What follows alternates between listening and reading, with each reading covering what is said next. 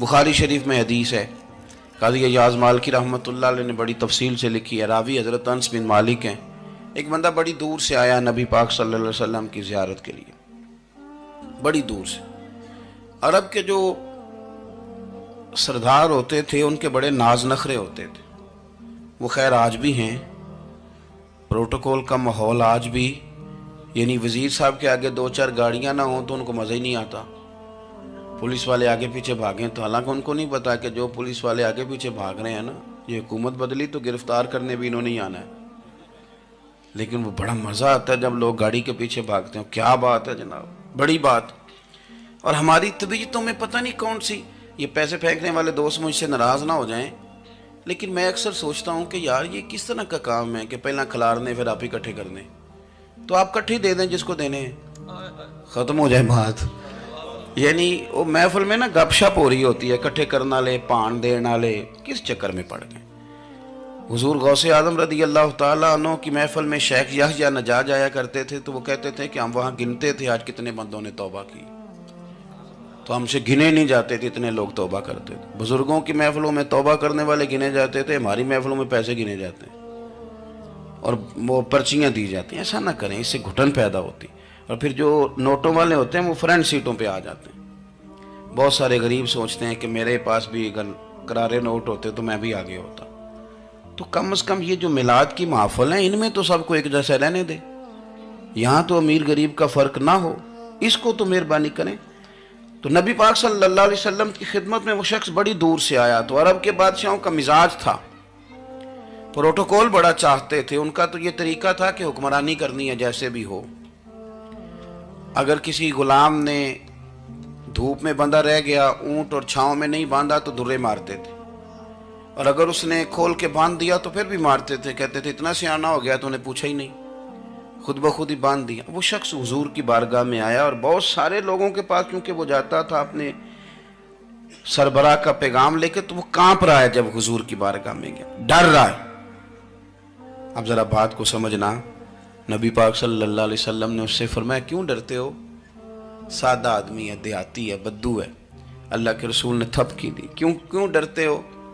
تو کہتے ہیں حضور مجھے آداب نہیں آتے اور مجھے ڈر آتا ہے، کوئی بات اگر ایسی ہو گئی، آپ مدینے کی حکومت کے سربراہ ہیں تو کہیں آپ ناراض نہ ہو جائیں۔ حضرت انس بن مالک فرماتے ہیں بات کہاں کی تھی، پہنچ کہاں گئی، جب اس نے یہ کہا نا کہ آپ تو حکومت کے سربراہ ہیں، کہیں کوئی غلطی نہ مجھ سے ہو جائے، تو نبی پاک کی آنکھوں میں آنسو آ گئے، حضور رونے لگے، اور نبی پاک صلی اللہ علیہ وسلم فرمانے لگے نہ بھائی تو کسی حکومت کے سربراہ کے پاس نہیں آیا، نہ تو اس بیٹے کے پاس آیا ہے جس کی ماں گوشت کے خشک ٹکڑے کھا کے بھی گزارا کر لیتی، میں تو ایک غریب ماں کا بیٹا ہوں۔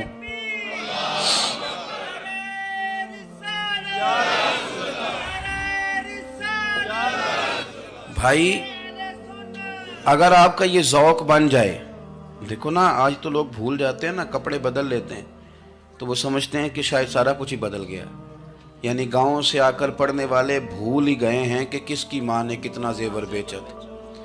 لوگ بھول جاتے ہیں چیزوں کو، اپنے ماضی کو یاد رکھیں، آپ لوگوں کے ساتھ پیار کریں، آپ لوگوں کو موقع دیں، آپ تھوڑی سی اور کوشش کریں اس شخص تک جانے کی جو آپ کو مایوس نظر آ رہا ہے، پریشان نظر آ رہا ہے۔ یہ ہمیں میلاد والے محبوب صلی اللہ علیہ وسلم نے درس دیا۔ ایک اور پہلو، حضور سید عالم صلی اللہ علیہ وسلم نے، ہمارے ہاں نا ابھی بھی برادری کی تقسیم ہے، ابھی بھی، اور کچھ میں نے ایسے کمزور لوگ بھی دیکھے، یہ اس طرح کی حرکتیں ہارے ہوئے لوگ کرتے ہیں، ہارے ہوئے لوگ جو اپنے آپ کو سمجھتے ہیں کہ میں کوئی بڑا آدمی ہوں۔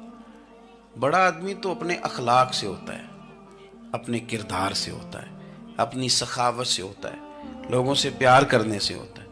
باقی یہ کہ بیٹھ کے کہانی سنانا کہ میں بڑا کچھ کرتا ہوں، تو جو کچھ کرتا ہوتا ہے اسے سنانے کی کوئی ضرورت ہے۔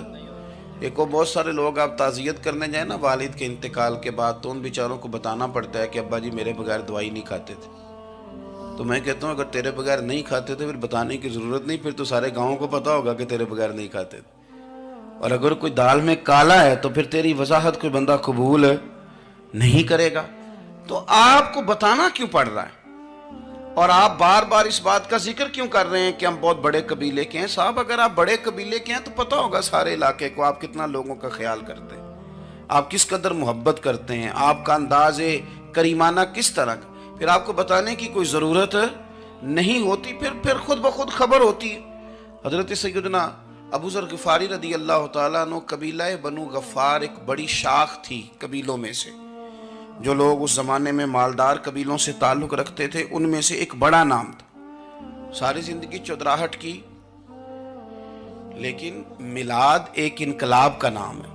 میں میلاد منانے والے دوستوں سے گزارش کرتا ہوں کہ آپ ہر سال میلاد منائیں، اور ہر سال میلاد کے بعد آپ تھوڑے بدل بھی جائیں، یعنی تھوڑے سے بدل جائیں۔ کچھ لوگ کہیں یار یہ داڑھی میں نے 12 ربیع الاول والے دن رکھی تھی، یہ میری میلاد والی داڑھی ہے۔ اور داڑھی رکھیں بھی نبی پاک کی مرضی کی۔ کس کی مرضی کی؟ نہ ناراض ہو جائے جی میں ٹور چلا بس، کس مرضی کی جی؟ اپنی مرضی کے نہیں۔ داڑھی کا وزن کو نہیں ہوتا کہ پوری مٹھی رکھیں گے تو آپ کو کوئی دقت ہوگی، کوئی وزن نہیں، پوری رکھیں، جو حضور کا طریقہ مبارکہ ہے جو ہمیں ملتا ہے اس پر آپ توجہ فرمائیں۔ تو میں جو بات عرض کرنے جا رہا ہوں وہ میلاد انقلاب ہے۔ حضور سید عالم صلی اللہ علیہ وسلم کی بارگاہ میں آنے سے پہلے لوگ کچھ اور ہوتے تھے، اور یہاں سے ہو کے جاتے تھے تو پھر ان میں تبدیلی آتی تھی۔ میں سارا دن کرامتیں سناؤں نا کسی کو اپنے پیر صاحب کی، اور اپنے گھر میں بھی کہ میرے حضرت بڑے، میرے استاد بڑے، لیکن بیوی کے ساتھ اگر میں ترش لہجے میں بات کروں گا تو وہ کہے گی یہ سکھاندے نے تینوں پیر صاحب، دوست کہیں گے یہ سکھاتے ہیں آپ۔ تو آپ کی کہانیاں نہیں چلتی، آپ کا کردار چلتا ہے۔ حضرت ابو ذر غفاری رضی اللہ تعالیٰ عنہ فرماتے ہیں چونکہ میں چودھری تھا، سیدنا بلال حبشی رضی اللہ تعالیٰ عنہ کے پاس میں بیٹھا تھا، کسی بات میں بات آگے بڑھی اور بڑھتے بڑھتے بات شکرنجی تک چلی گئی۔ رائے کے اختلاف نے باتوں میں تلخی پیدا کر دی، اور جب تھوڑے لفظ اور تیز ہوئے تو میں نے انہیں کہہ دیا چپ کر، تو ابشن کا بیٹا ہے۔ کس کے بیٹے تھے حضرت بلال؟ کہتے ہیں جب انہوں نے مجھے کہا تو میرا دل بڑا ٹوٹا، لیکن میں نے ارادہ کیا کہ میں نے حضور کی بارگاہ میں نہیں عرض کرنی، اب ہر بات کی ہم حضور کی بارگاہ میں شکایت کریں۔ لیکن میں جا کے مسجد میں بیٹھا، اور جب سرکار آئے نا، ارادہ نہیں تھا کہ عرض کروں گا، لیکن حضور کا چہرہ دیکھا تو دکھ میرا خود ہی تازہ ہو گیا۔ رونے کا بھی تو تب ہی مزہ آتا ہے نا کوئی اپنا ملے تو۔ فرماتے ہیں کہ میرے آنسو نہ بغیر اختیار کے چھلک پڑے، اور میں کھل کے روئے، کھل کے۔ قربان جاؤں محبوب کے بھی حضور نے پاس نہیں بلایا، بلکہ نبی پاک اٹھ کے خود میرے پاس آئے اور مجھے کندھوں سے پکڑ کے سینے سے لگایا، اور جب میں کھل کے رو لیا تو حضور میرے آنسو پوچھنے لگے۔ کچھ شعر ایسے ہوتے ہیں جو کسی نے کہے ہوتے ہیں، اور کہنے والا جو ہوتا ہے وہ صاحب حال ہوتا ہے، تو اس میں کچھ خوبصورتی زیادہ ہی ہو جاتی ہے۔ ایک پنجابی کے شاعر ہمارے گجرات میں گزرے، بزرگ تھے، ان کا ایک شعر ہے، وہ کہتے ہیں ایک واری میری آنکھیاں چوں اونا نے اتھرو پونجے سن، ایک واری میری آنکھیاں چوں اونا نے اتھرو پونجے سن، ہن تے چسکا پہ گیا رونے دا۔ ایک واری میری آنکھیاں چوں اونا نے اتھرو پونجے سن، ہن تے چسکا پہ گیا رونے دا، تے ہر ویلے آہو زاری دا۔ تو میں روز رونے لگا ہوں، مزہ ہی بڑا آیا ہے جب سے محبوب نے چپ کرانا شروع کیا۔ میرے عزیز، اور پھر حضرت بلال حبشی رضی اللہ تعالیٰ عنہ چونکہ حضور کے غلام تھے، اور انہیں پتہ تھا کہ سرکار میری ناز برداری کرتے ہیں، حضور نے چپ کرایا۔ فرمایا کیوں روتے ہو؟ تو عرض کرنے لگے یا رسول اللہ صلی اللہ علیہ وسلم، اگر میں ابشن کا بیٹا ہوں تو میری تو غلطی کوئی نہیں نا، یہ تو تقسیم اللہ کی ہے نا۔ الذی خلقک فسواک فعدلک فی ای صورت ما شاء رکبک، جس طرح وہ چاہتا ہے، جس کو چاہتا ہے اس طرح کی اس کی صورت بنا دیتا ہے۔ تو مجھے ابشن کا بیٹا کہا جاتا ہے، میری غلطی کیا ہے؟ حضرت بلال نے بھی نہیں بتایا کس نے کہا، لیکن نبی پاک صلی